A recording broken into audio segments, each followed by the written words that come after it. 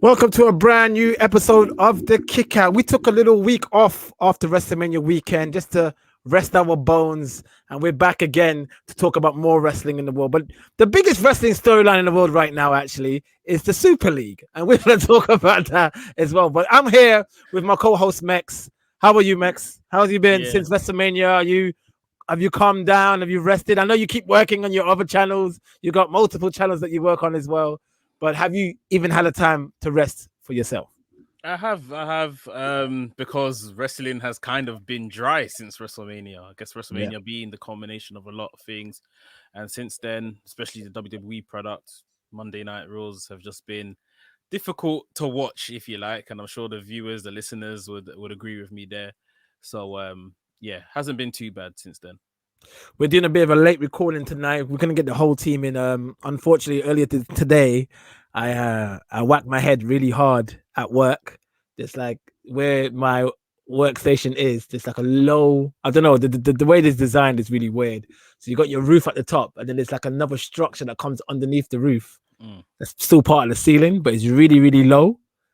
And it was at the top of me where I was sitting. And when I got up, I really banged my head. So they forced me to go to the hospital. So I was in A&E for like, I don't know, Did it 7 hours. bleed? Nah, I wasn't bleeding. I got a bump on I got a massive bruise on my top of my head though. I Oh, wasn't bleeding or nothing, but I felt a bit dizzy. And but they kept me there for 6 hours, man. Like I yeah, felt he's not the by one. the time I got there, I was okay again. I was like, all right, Yeah. I could go home now. But it's fine. It is what it is. But uh yeah, I guess the big news in the world of wrestling before we talk about Raw and whatnot is WWE cutting some talent out. Yeah. Am I right in thinking it was 10 superstars that were cut? Was it Yeah, so Samoa Joe, Billy Kay, Peyton Royce, Mickey James, Chelsea Green, Tucker Kalisto, Bo Dallas, Mojo Rawley, Wesley Blake, all got their marching orders, if you like, on was it Wednesday last week? yeah. Or Thursday? It was Thursday. It was Thursday last week. And yeah, obviously some of those names there we haven't seen them on TV for a very long time, not being used a lot. Of some are injury prone, and I guess you can understand why they've been let go. But I guess the big ones there, in my opinion anyway, obviously Samoa Joe, massive name which they let go. Um, I think that was the big name that everybody agreed with that. yeah, Samoa Joe. What's up, Ace? What's going Hey, on, man? What's going on? we were just talking about the 10 superstars that were just released from the WWE. Yeah, man. Um, Sad news, man. Really sad news. Some really surprising news as well. well, let's go through the list of names. And actually, I wanna hear the first thing that comes to your mind when I mention these names, like even if it's a match or a moment or any memorable moments. Obviously, the big name was Samoa Joe. I think I have all the names. Everybody was shocked that Samoa Joe was fired. What was your favorite Samoa Joe moments in WWE? Let's go with Ace first. I really enjoyed I enjoyed the Brock Lesnar feud actually. When it was I think you put is it you that you kind of reminded I think Skillet reminded me Yeah, of it. yeah, I posted it. Yeah, I posted it. I went back and watched it, yeah, and he was like he went out of his depth, and you actually really believed that Samoa Joe could actually take down the beast. Like you really believed it. And I don't think that was anything to do with how they booked it. I just think that was Joe.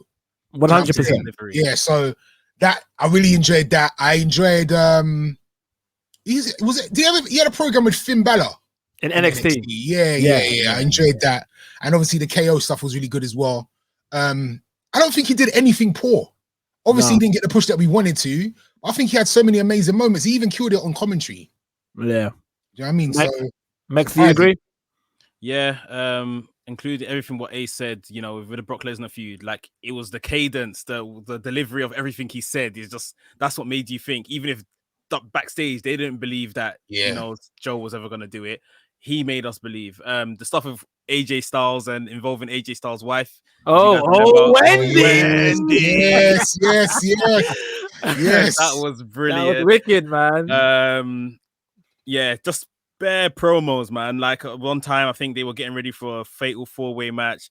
He took a dig at Jeff Hardy and all that stuff around Yeah, Jeff, Randy Orton, AJ Styles was in AJ there. Styles, Yeah, and Ali as well. Your boy Ali. amongst men. Yeah. It's just so good, bro. But I think it's down to Joe wants to wrestle.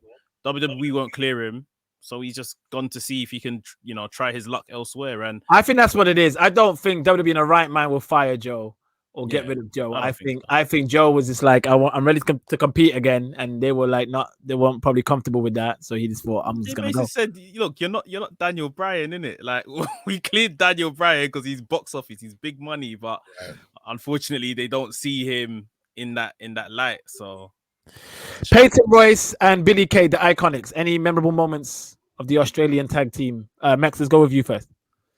I think although it shouldn't have really happened for them, winning the women's tag championships at WrestleMania 35, massive for obviously two childhood friends that grew up together, wanted to do this thing together, came to America together. So that must have been massive. And I think they went to Australia, one of those Super Showdown things, as tag champions. I remember they got a massive ovation as well. Should have never been split.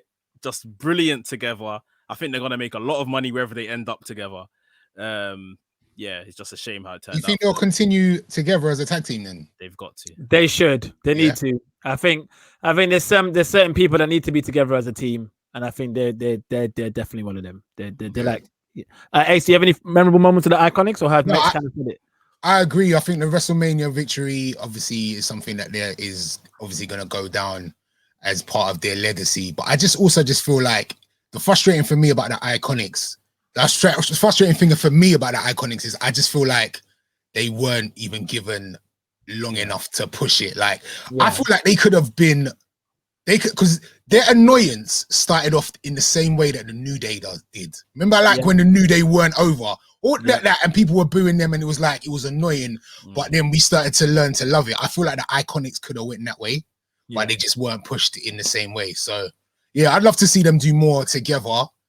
Let's see what happens with them in the future. Mickie James, Ace. Obviously I gotta go with the I gotta go with the naughty. There you go. I gotta go with that. And now I'll just move on from there. No, I think you know what, Mickie James, great worker. She's had a lot of great matches, and you know what, she's just been somebody that this is gonna sound really sexist, but sometimes you watch some women's matches and you get nervous that they're gonna botch or mess things up. She was always like on point. Chris clean everything. Never like I can't think of a Mickie James botch off my head. You know what I'm saying? So yeah, man, she was great. I don't think she ever had like amazing storylines. I think the stalker best friend thing was probably like that's her best storyline. Yeah, it was the most iconic thing that she did. I did enjoy when she first returned back to WWE and she had that program with Asuka. When Asuka was on her streak in NXT and Asuka was beating everybody, and I really enjoyed that. But yes, Max, you don't really need to talk much about Mickie James. I think Ace kind of said that, right? He's right. I think how they treated her was a bit wrong. Like I don't feel like any legend should kind of be getting released like that. She must want to still wrestle, because why else would they have released her and not like found a role for her backstage or helping the ladies come through or something like that? So she must still want to wrestle. Mojo Rawley. This is where the list becomes. I would say his run with Zack Ryder as the Hype Bros. That's all I would say. It was not bad. Yeah, it wasn't bad. Was it good? Was it actually good? No, it wasn't great. It wasn't great at all. No. But he's memorable. Remember his super suits when I used to interview him in the red carpet, Ace. What did he say again? This is number 7, baby. The super suit Rock 5, baby. The super suit. And the lime green suit. Lime suit, yeah. Big up to Mojo, man. Yeah, he's a G. Where do you think that went wrong? Like, what could they have done with him? Or was it just, did he just not have it? You know what it is? If you look at some of his promos at NXT, right? Like when he was allowed to literally be himself, not the hype man running around, right? When he could just be himself, the funny Mojo Rawley guy. He was actually quite funny. He made a few jokes like with Zack Ryder in the back talking. There was one segment he had about talking about a nightclub, going to a nightclub with Zack Ryder, and it was really funny. But I think they just kept telling him to like, turn it up, always be on hype, always be the hype guy, and it just became stale. And then when he tried to change his gimmick and had that little Luna Vachon lightning thing on his face, remember that? That was trash. And the mirror thing. If anything, Mojo Rawley added years to Zack Ryder's WWE career when He when did. Zack Ryder got sent down to NXT and then they came back up as the Hype Bros and stuff. So. Exactly. Chelsea Green, we don't really have a memory of her because she never really got a chance to. She was in NXT for a little bit, but she didn't really get a chance to do anything. I think this maybe next to Samoa Joe, which we understand what the situation may be.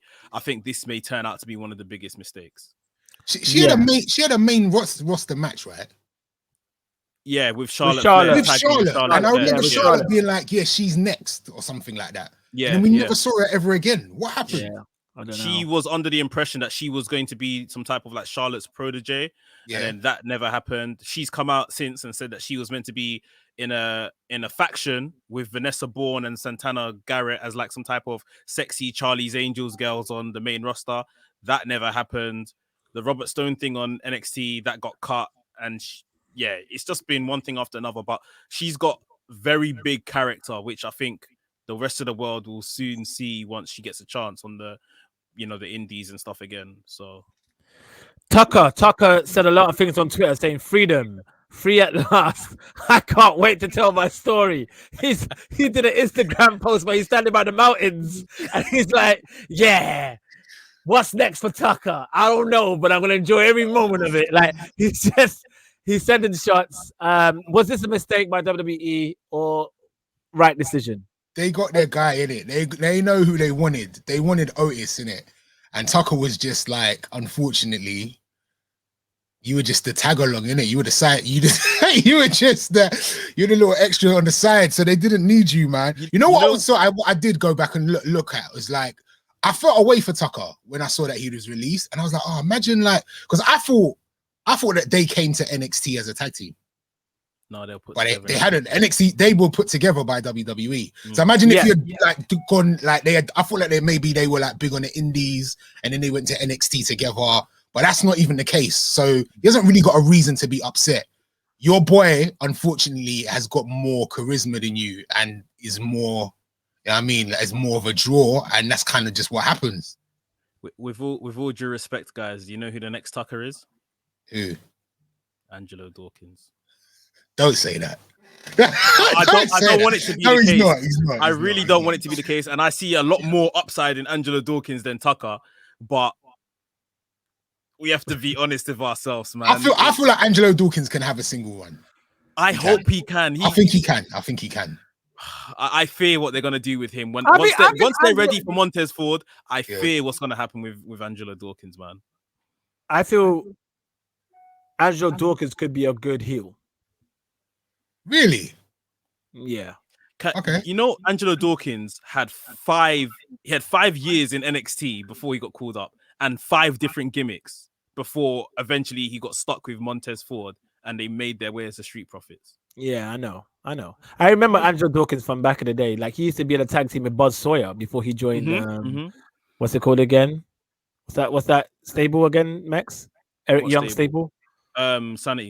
Sanity, yeah. Before he did Angelo Dawkins was in Sanity. No, he was in a. The other guy. Sorry, Okay, I see. He had a very long road. He's had a very long road to where he is now, and Angelo Dawkins. Angelo Dawkins is the first guy I saw before Red Velvet does it now in AEW. Angelo Dawkins is the first guy I saw in wrestling to do that whole pancake lick. Yeah. Yeah, he used to do that before he was in the Street Profits. So yeah, I know, and yeah, you're probably right. God forbid, touch wood.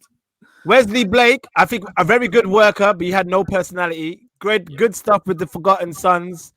Very good worker. I mean, he did stuff with Blake and Murphy back in the day. That was some memorable stuff. Yeah, Wesley Blake, very good worker. Just there's no personality there, so I can understand that. Kalisto, they really tried with Kalisto. Remember, he was the US champ at one point. Ace, remember when Kalisto sent a lovely message to my nephew Kamai? Yeah, I do actually. But even as a promo, he kind of struggles with that. No, I love him though. But it was, hey yo, Kamai, man. Hey, Kamai. Hey yo, Kamai, man. Listen to your uncle. Listen to your uncle, Kamai. What's your name again? Listen to your uncle Ryan Skillet. That's your name? Yeah, okay. Yeah, man. But no, but where do you think it went wrong for Kalisto? Lucha. Wait, I don't know, man. But you know, he's taken out the Lucha House Party. The other Lucha House Parties guys are still answering to that. Yeah, but he's like the best of them. Like, no, I would say Grand Metalik is the best. Yeah, Grand Metalik is very good. But like, I can't understand why they don't have a space for a luchador. Like, you know, that should be very easy. If you see what I mean. They've never really known how to use luchadors, though, have they? Really? The only one they've ever used well was Rey Mysterio. It's Rey, and even now they're not using Rey. He was a massive star in WCW. That's why. And even now they're not using him well, are they? Like, that's really? That's true. I'm saying so. They've never really used luchadors well at all. I don't know if it's the mask or if it's just that they feel like people can't really get behind them, or I don't know what it is. And lastly, Bo Dallas. Yeah, Ace, you said something hilarious on the WhatsApp when you found out he was fired. You were like, he still has a job. When's the last time we saw Bo Dallas on TV? Wow, bro. Exactly. And I think like 2019. Curtis Axel was released last year. Was it last year? This time last year. Yeah. Yeah. I just assumed that Bo Dallas was gone as well. And I think it's annoyed me that like they got rid of him when we can all see what they could have. Like people have been. I said it in my mind, and then we said it in the group. Like, why not just link him with Bray? Why not? Like, what you're doing with Bray is crap. Let's do it. Like, we've never seen them together. Let's do it. Yeah. Why not? Why not? Who knows, man? Why couldn't we have a mini Fiend? And like the lights go out, the lights come on, and we've got another Fiend. No, I would have preferred to see Bo in a kind of like a partner position with the Fiend gimmick rather than Alexa Bliss. Yeah. Ever since Alexa Bliss joined, it's gone to hell. The whole storyline's gone to hell.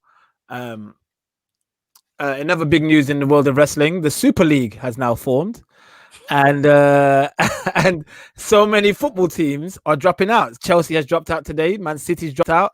The Juventus chairman has resigned. Apparently, the Man United chairman has resigned. Arsenal are going to stay because we need the money. And the truth is, we don't really deserve to be in the Super League. Liverpool are keeping quiet. Yeah. Liverpool keeping quiet. They're not on it though. You can tell. No one's on it.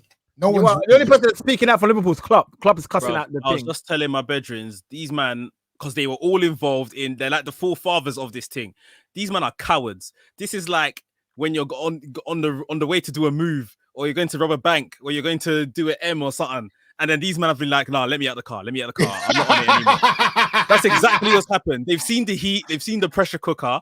And they've all folded. And now it's like, oh, let's be the first to escape so we look good, sort of thing. Like 100%, Max. That is spot on. They did it like pussies as well, though. They announced it like 11 o'clock at night. Oh, do you know what? By the way, we're just going to announce this. Like, no, fam. Like, 100%. They tried to sneak it in. The audacity of it, though. Like, Tottenham being in it, like it's just madness, bro. It's so disrespectful. It's rude, man. I think Brendan Rodgers said it. This is Super 6 or top 6 by financial power. This isn't actually the top 6 of football within England, which is that's me as an Arsenal fan saying we don't even deserve to be there. Like we're 9th in the league at the moment. Which top 6 are we supposed to be in? Come on, man. Liverpool man, them are talking out now. I was saying, where's my team always so quiet? Apart from only person I was speaking out was Klopp. Klopp was cussing the whole decision, but every players wasn't speaking. But now Milner, Henderson, and Trent has all come out saying that we don't want this to happen, we don't condone it, and saying to their fans that we will never walk alone. So okay. What if the chairman of the Super League takes off his hood and goes, "It was me, Austin. It was me all along, Austin." You know what killed it, Ace? When that friend that you and I were tagged in, amazing, bro. I was crying like when they had Brock Lesnar as Haaland. Is this a Twitter thread? Yeah. I've seen it. Haaland coming up to Marcus Rashford, and it's the image of Lesnar going up to what's my man, the ginger one, not Curtis Axel. Heath Slater. Heath Slater. And he goes, "I don't give a shit about your kids." So good. My favorite one was when there's all of these big superstars in the ring, And they're like, oh, when all of the other teams see Arsenal in the Super League, and Chris Jericho turns to Ellsworth and goes, "Who is this? Who is this? What the hell are you doing there? He's left their child here. Who's it?" All right, too funny. I love when wrestling goes viral with memes. It's the best, bro. You can use wrestling for anything. Like Analogies. any analogy. Like wrestling is so crazy, and that's the thing. But listen, speaking of wrestling, what's happened since WrestleMania, Max? I haven't really caught up. I know the Stone Cold Steve Austin documentary has dropped. I haven't watched that yet. Very good. Hit me up about that, boy. Very Is it like a 2-hour documentary, or is it like parts? It's 1 hour or like 1 hour 20. Taking us from obviously his background, his beginnings, until the point where he had to retire and what he does now in terms of podcasting and hosting reality TV. I mean, I'm sure everyone knows the stories and stuff involved. Oh, yeah. But just to hear it kind of firsthand from the man himself, the kind of injuries he suffered, how he dealt with that, turning to booze and stuff like that, basically ruining himself before he had to have the WrestleMania match with The Rock, the retirement match. So do they talk about, what? Ace, What? 2002. I like. So he's involved. Did they interview him? Yeah. Huh? Did they put everything out there though? Like, does he look? Clearly not, because I don't know what Skillet's talking about. Wait, hold on. Interview who? Who did they interview? The Rock? Because sometimes when people are involved in their own biographies, they try to make them look super good. So it was like him speaking to the screen or the interviewer behind the camera, sort of the way they pitched it. Then they had obviously accounts from The Rock, Triple H, Shawn Michaels, the people that were around at that time. They speak to his ex-wife. That's what I was gonna say. No. Oh, no, no wives. He mentioned the fact he went through multiple marriages, multiple divorces. He wasn't at home. This, that, and Did he address the domestic abuse stuff? No, nothing like that. The max of his kind of family life, which he went into, was how he's not really around for his kids. He started crying the day he found out like one of his daughters had a London accent because they lived out here. His ex-wife was British. Yeah. So he had lost that connection because he basically chose wrestling over his family. His ex-wife gave him the name Stone Cold. Yeah, he said that. Okay, all right. I'm gonna watch it. Is that on the network? No. I got a link. It's AE or something, isn't it? Or EA. AE channel. AE. Yeah. I'll find it. Guys, I gotta love you and leave you, but hey, we need to link up. There was nothing that really happened in wrestling this week that I did watch Raw. We still don't know if Retribution are part of the Hurt Business. Hopefully they're not. I don't think they are.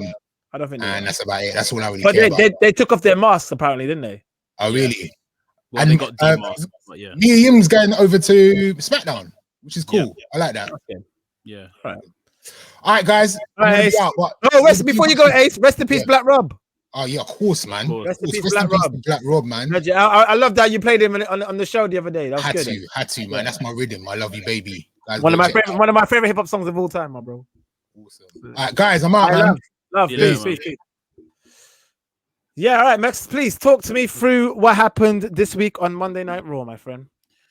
In terms of the main big things, Drew McIntyre wanted revenge on MVP. He thought he's been set up by the ex-Retribution guys, T-Bar, Mace. They attacked him early on, and then we had T-Bar and Mace. Drew McIntyre went backstage, asked Adam Pearce, could he get a match with those two? Eventually got given the match with T-Bar and Mace. They just beat him up in the handicap match, so they didn't follow 2-on-1 rules, tagging. Braun Strowman came out to make the save for whatever reason.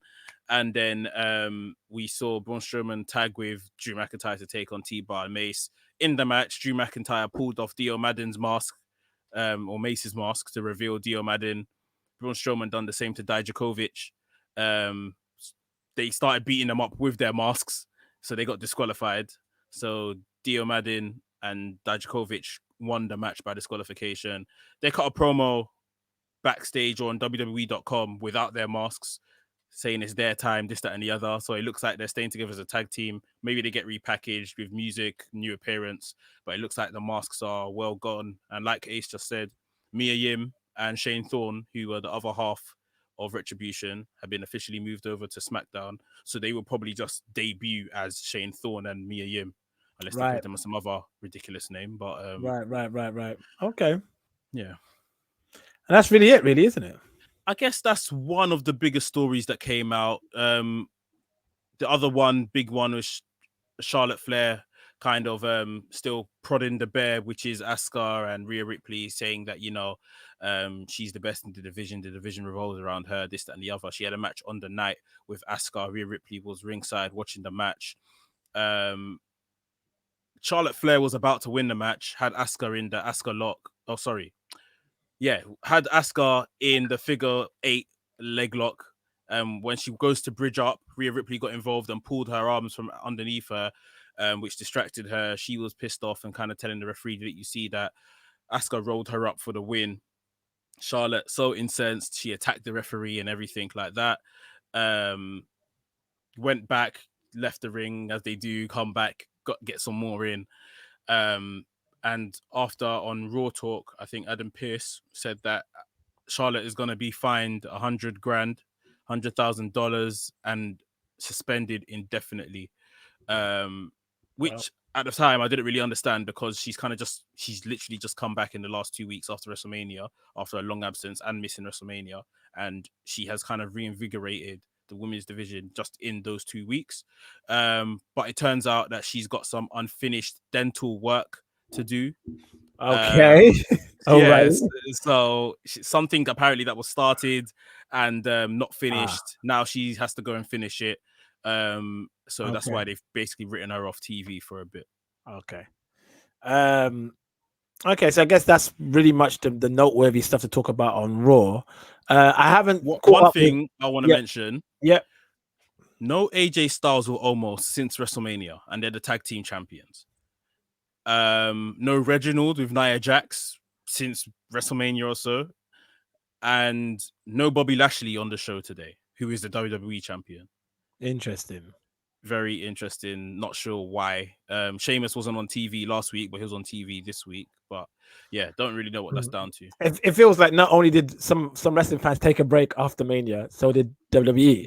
yeah, the roster members, yeah. Well, after that terrible showing of the worst, people saying that was the worst Raw after Mania, they might just want to rest some of these wrestlers and then bring them back next week. They need to do a good job of making things interesting again, for sure. Apparently, Randy Orton was supposed to have an enforced 1 month break after Mania. Hasn't had that. Was on the show last week, wrestled in number 1 contenders match, which he didn't win. And then he wrestled Riddle today, or last night, should I say. And he got injured in the match. He's popped his shoulder again during the match. And obviously, for those that know, he's got a history of just bad shoulder injuries. So I don't know how long that may write him off for, but yeah. I haven't caught up with AEW for a while. Anything noteworthy I should be tuning back in for? Our English ex-Olympian Anthony Ogogo has finally debuted after, I guess, about 2-3 years of training to become a wrestler. He debuted winning against whatever jobber they put in front of him with a gut punch. Yeah, I heard about this. Yeah, is very in line, obviously, with his boxing background. So yeah, we had him on the show a few years back. Anthony Ogogo, good. He's a good lad. He's a good lad. I'm happy for him. So they're finally doing something with him now. They're finally doing something. Yeah, it looks like obviously he's done his training, he got his reps in, he's ready to go.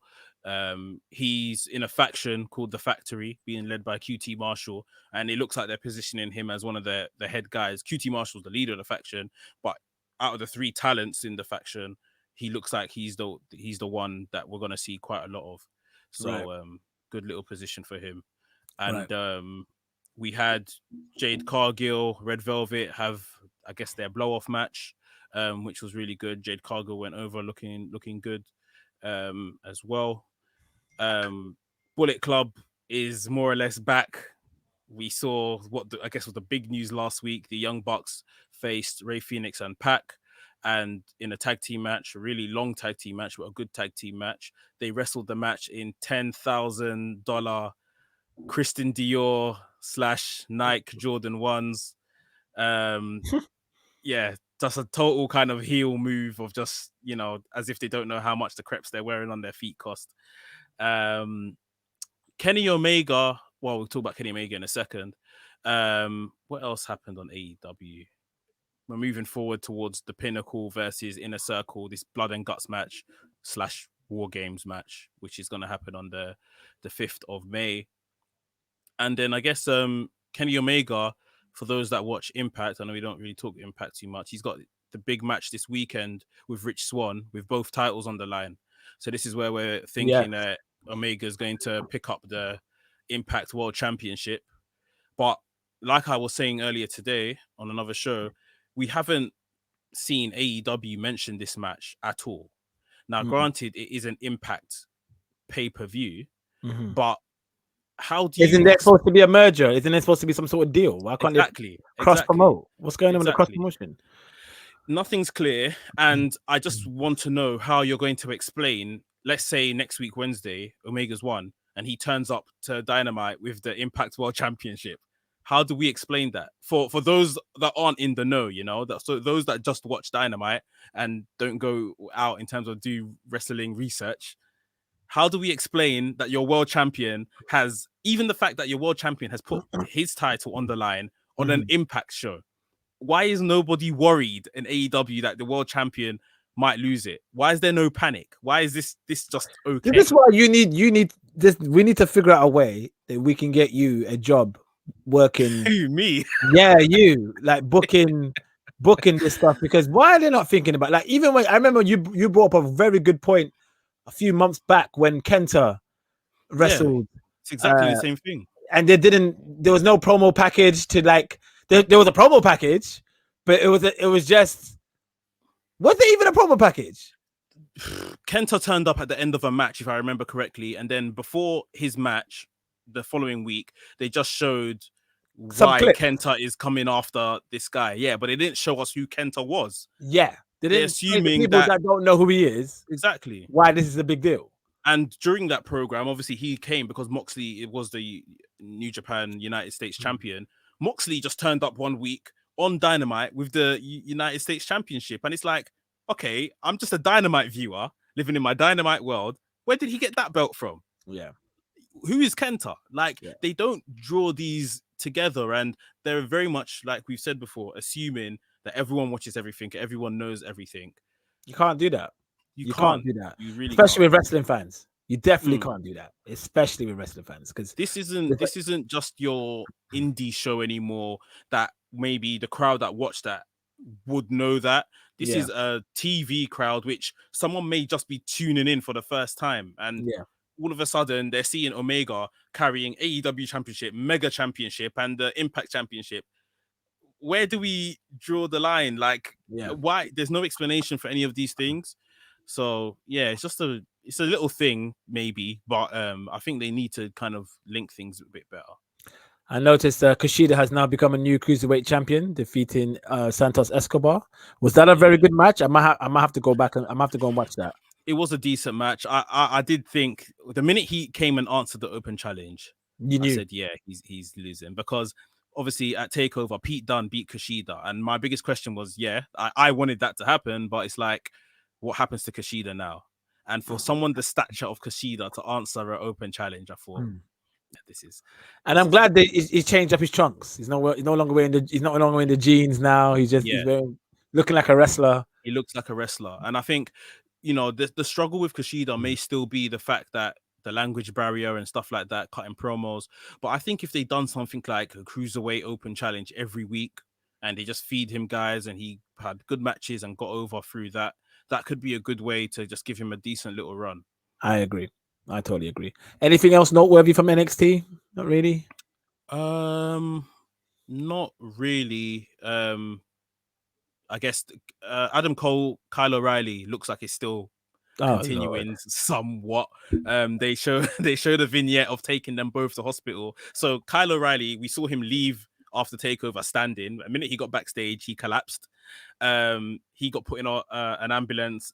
Adam Cole got put in an ambulance. They pulled up to the same hospital.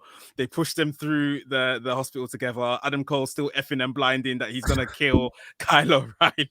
It was pretty good actually, but yeah, it doesn't look like this. I'm sure it is. It doesn't look like this feud is gonna end. And then we saw Roderick Strong turn up to the PC with Marina Shafir, his wife, and he had this resignation letter in, and I haven't seen anything like this before. I quite like this. He went to William Regal's office and literally handed him a resignation letter, and William Regal said, you know, all the pleasantries, you know, despite UE causing me a lot of trouble over the years, you know, your talent will be missed.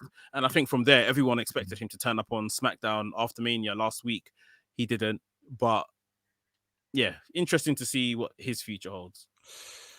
Roderick Strong with his wife by his side might be a good look on the main roster. Yeah, it might be something different. Yeah, definitely.